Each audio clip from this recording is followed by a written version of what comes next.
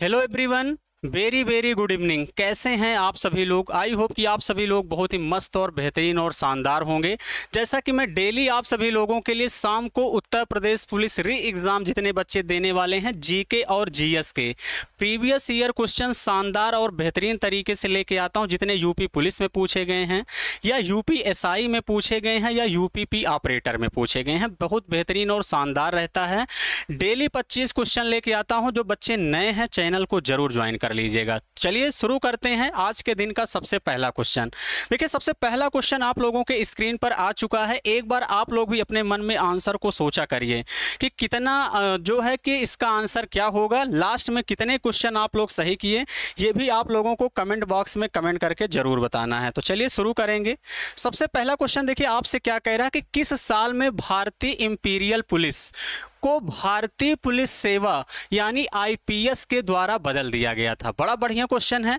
1950 में, 1947 में या 1948 या 1955 में कब बदला गया था ये आप लोगों को बताना है। तो कब बदला गया था? 1948 में बदल दिया गया था, यानी ऑप्शन नंबर कौन सा हो जाएगा? सी। ऑप्शन नंबर सी इस क्वेश्चन का राइट आंसर होगा।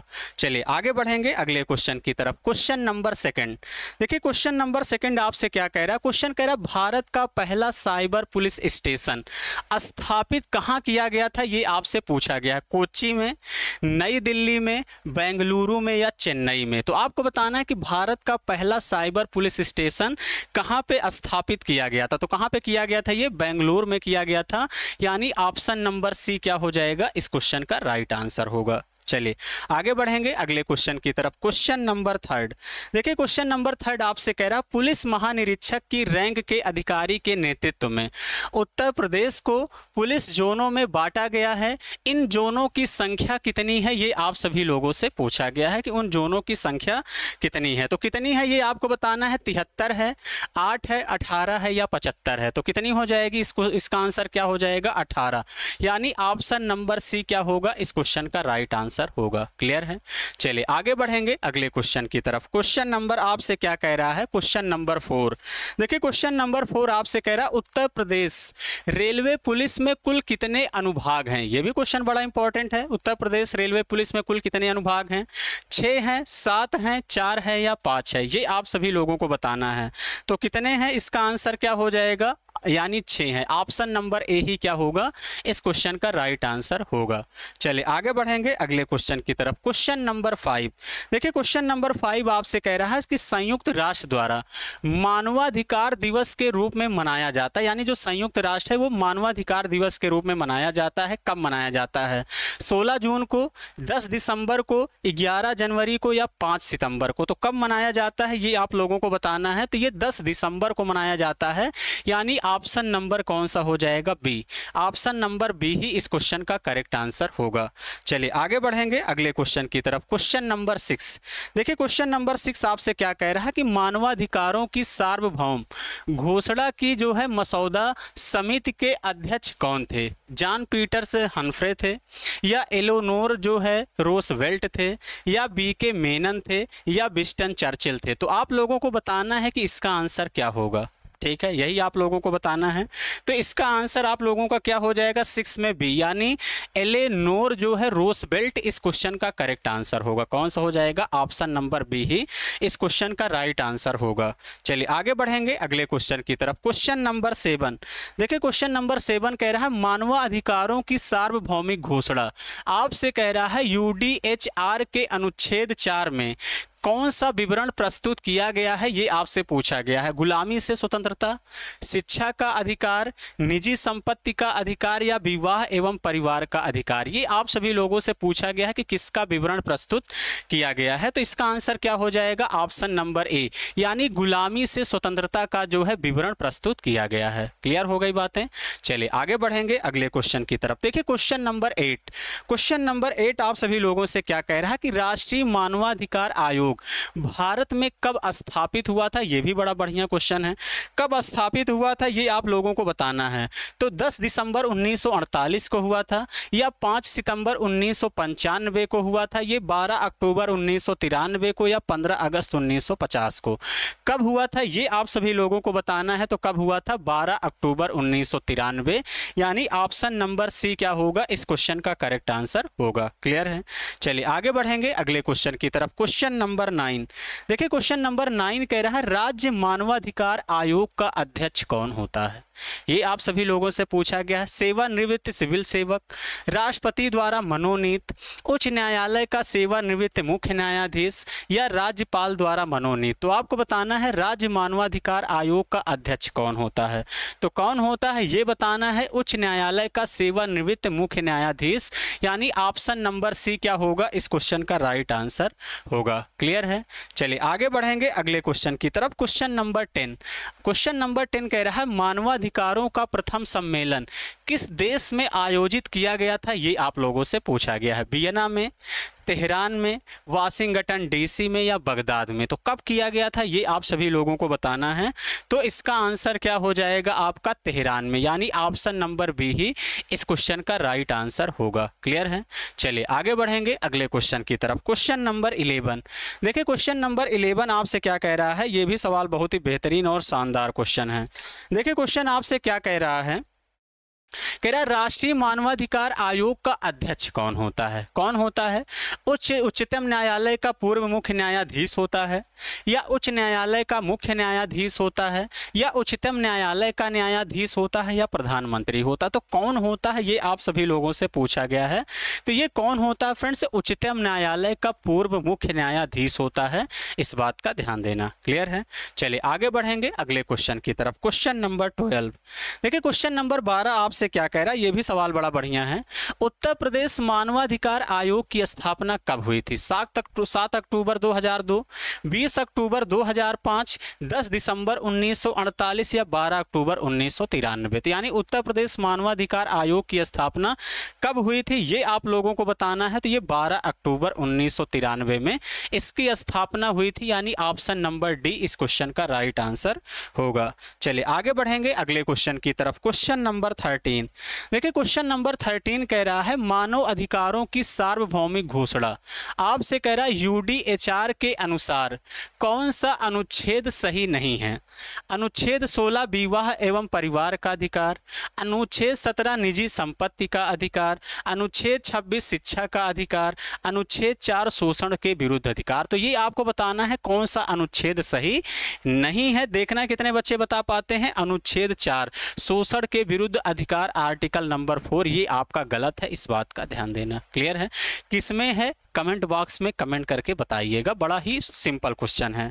चलिए आगे बढ़ेंगे अगले क्वेश्चन की तरफ। क्वेश्चन नंबर 14, देखिए क्वेश्चन नंबर 14 आपसे क्या कह रहा है, ये भी बड़ा बढ़िया सवाल है। भारतीय बैंकिंग में आरटीजीएस और आईएफएससी का पूरा रूप क्या है?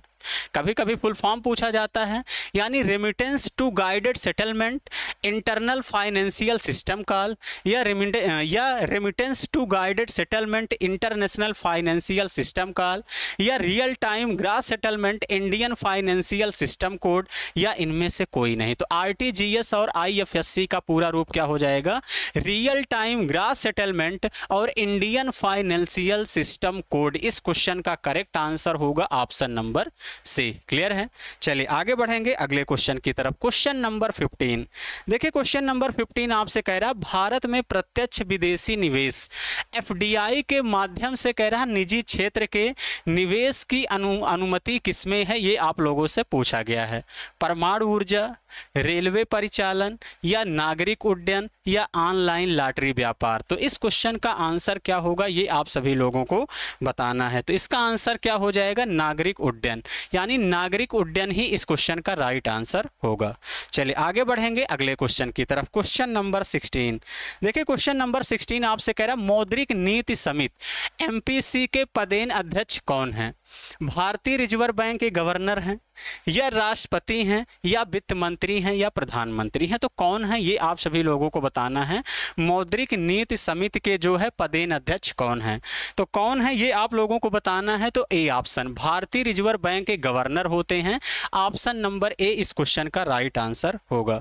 चलिए आगे बढ़ेंगे अगले क्वेश्चन की तरफ। क्वेश्चन नंबर 17, देखिए क्वेश्चन नंबर 17 कह रहा है भारत में माल और सेवा कर यानी जीएसटी की दरों का फैसला जो है कौन करता है? केंद्र सरकार करती है, या नीति आयोग करता है, या जीएसटी परिषद करता है, या इनमें से कोई नहीं? तो कौन करता है फ्रेंड्स, ये आप सभी लोगों को बताना है। तो ये जीएसटी परिषद करता है, यानी ऑप्शन नंबर सी क्या होगा इस क्वेश्चन का राइट आंसर होगा। चलिए आगे बढ़ेंगे अगले क्वेश्चन की तरफ। क्वेश्चन नंबर 18, देखिए क्वेश्चन नंबर 18 आपसे कह रहा है आय या लाभ पर लगाए गए कर के बजाय वस्तुओं और सेवाओं पर लगते कर को किसके रूप में जाना जाता है? अप्रत्यक्ष कर, कर भार, प्रत्यक्ष कर, कराघात। तो इस क्वेश्चन का आंसर क्या हो जाएगा ये आप सभी लोगों को बताना है। तो क्या हो जाएगा? कर भार इस क्वेश्चन का करेक्ट आंसर होगा, यानी ऑप्शन नंबर बी इस क्वेश्चन का राइट आंसर होगा। चलिए आगे बढ़ेंगे अगले क्वेश्चन की तरफ। क्वेश्चन नंबर 19, देखिए क्वेश्चन नंबर 19 आपसे क्या कह रहा है कि फंड निधियां जो विशेष रूप से सरकारी प्रतिभूतियों में निवेश होते हैं वो क्या कहलाते हैं? क्या कहलाते हैं बताना है। कर बचत फंड है, या इंडेक्स फंड है, या बैलेंस्ड फंड है, या गिल्ट फंड है? तो आपको बताना है कि इसका आंसर क्या हो जाएगा। तो इसे गिल्ट फंड कहा जाता है, यानी ऑप्शन नंबर डी इस क्वेश्चन का राइट आंसर होगा। चलिए आगे बढ़ेंगे अगले क्वेश्चन की तरफ। क्वेश्चन नंबर 20, देखिए क्वेश्चन नंबर 20 कह रहा है भारतीय प्रतिभूति एवं विनिमय बोर्ड सेबी को पूर्ण वैधानिक अधिकार किसको दिए गए थे ये आपसे पूछा गया, यानी कब दिया गया था? 30 जनवरी 1991 को, 30 जनवरी 1992 को, 30 जनवरी 1998 को, या 30 जनवरी 1990 को? तो कब पूर्ण वैधानिक रूप से दिया गया था ये आप लोगों को बताना है। तो कब दिया गया था? 30 जनवरी 1992 को। ऑप्शन नंबर बी इस क्वेश्चन का राइट आंसर होगा। क्लियर है? चलिए आगे बढ़ेंगे क्वेश्चन नंबर 21, देखिए क्वेश्चन नंबर 21 कह रहा है योजना आयोग के अंतिम उपाध्यक्ष कौन थे? यही बताना है। मोंटेग सिंह अहलूवालिया, या केसी पंत, या मोहन धारिया, या जसवंत सिंह? तो आपको बताना है योजना आयोग के अंतिम उपाध्यक्ष कौन थे। तो कौन थे फ्रेंड्स ये आप लोगों को बताना है। तो ये मोंटेग सिंह अहलूवालिया थे। ऑप्शन नंबर ए क्या होगा इस क्वेश्चन का राइट आंसर होगा। चलिए आगे बढ़ेंगे अगले क्वेश्चन की तरफ। क्वेश्चन नंबर 22, देखिए क्वेश्चन नंबर 22 कह रहा है वर्णित में से नीति आयोग के पदेन अध्यक्ष कौन होते हैं? आपसे कह रहा है वर्णित में से नीति आयोग के पदेन अध्यक्ष प्रधानमंत्री, वित्त मंत्री, भारत के नियंत्रक एवं महालेखा परीक्षक, या राष्ट्रपति हो? तो देखिए नीति आयोग का पदेन अध्यक्ष कौन होता है? प्रधानमंत्री होता है। ऑप्शन नंबर ए क्या होगा इस क्वेश्चन का राइट आंसर होगा। क्लियर है? चलिए आगे बढ़ेंगे अगले क्वेश्चन की तरफ। क्वेश्चन नंबर 23 कह रहा एलपीजी यानी उदारीकरण, निजीकरण और वैश्वीकरण में कह रहा काला प्रकरण सीरीशिल्स त्रासदी किसके साथ जुड़ा हुआ है? महाराष्ट्र, कर्नाटक, केरला, या तेलंगाना? तो इसका आंसर क्या हो जाएगा ये आप लोगों को बताना है। तो कौन सा हो जाएगा राज्य जुड़ा है? ऑप्शन नंबर डी, यानी केरला जुड़ा हुआ है। इस बात का ध्यान देना। चलिए आगे बढ़ेंगे अगले क्वेश्चन की तरफ। क्वेश्चन नंबर 24 आपसे कह रहा कौन सा एक ऐसा कर है जिसकी वसूली सिर्फ राज्य जो है कर सकता है? ये आप लोगों से पूछा गया है। भूमि राजस्व, सीमा शुल्क, आयकर पर अधिभार, या व्यक्तियों और कंपनियों की संपत्ति की पूंजीगत मूल्य पर कर? तो इसका आंसर क्या होगा ये आप सभी लोगों को बताना है। तो भूमि राजस्व हो जाएगा, यानी एक ऐसा है जो सिर्फ वसूली कौन करता है? राज्य कर सकता है। इस बात का ध्यान देना। चलिए आज के सफर का आखिरी क्वेश्चन, क्वेश्चन नंबर 25 आपसे क्वेश्चन कह रहा है ईएसओपी में ई किसका प्रतीक है? एम्प्लॉय का है, या एक्सेस का है, या अर्निंग्स का है, या इकोनॉमिक्स का है? तो ईएसओपी में ई किसका प्रतीक है? एम्प्लॉय का है। ऑप्शन नंबर ए क्या होगा इस क्वेश्चन का राइट आंसर होगा। क्लियर है? 25 में कितने क्वेश्चन आप लोग सही किए कमेंट बॉक्स में कमेंट करके जरूर बताइएगा। बाकी इसकी देखिए इसकी सारी पीडीएफ जितने बच्चे नहीं पाए हैं टेलीग्राम चैनल पर मिल जाएगी। यूनिक क्लासेस 73 बिना स्पेस दिए आप लोग कर लेंगे तो आप लोगों को यहाँ से पीडीएफ मिल जाती है। इस बात का ध्यान देना।